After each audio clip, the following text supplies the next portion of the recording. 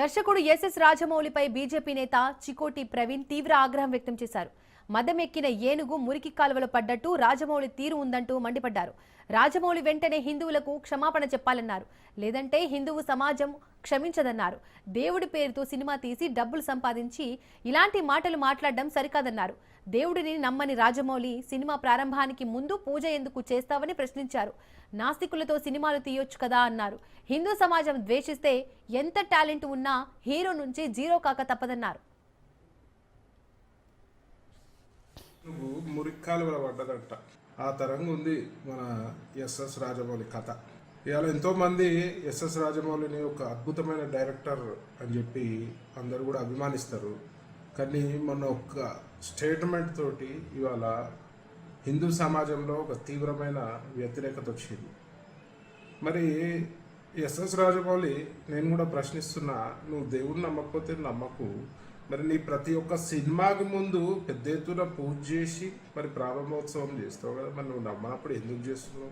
Already అందరు విమర్శిస్తున్నారు దేవుని కథలతోటి నువ్వు అడగోళ్ళు డబ్బులు సంపాదించినావు అని చెప్పి. మరి వాస్తవమే కదా. మరి ఈ హిందూ సమాజం నీ యొక్క సినిమాలను చూడకపోతే ఓన్లీ నాస్తిక కుక్కలతోటే నువ్వు సినిమా చెయ్యి, ఓన్లీ నాస్తిక కుక్కలనే అలౌ చేయి నీ సినిమాలకి. మరి హిందువులు సినిమా చూడకపోతే నీ బతికేమవుతుంది, నువ్వేమవుతావు అనేది కూడా ఆలోచించాలి. నీ బాహుబలిలోనే చెప్పినావు కదా, అహంకారంతో విర్రవీగే బల్లాల దేవ లాస్ట్కి ఎట్లా పతనమైందో నువ్వే చూపించినావు కదా.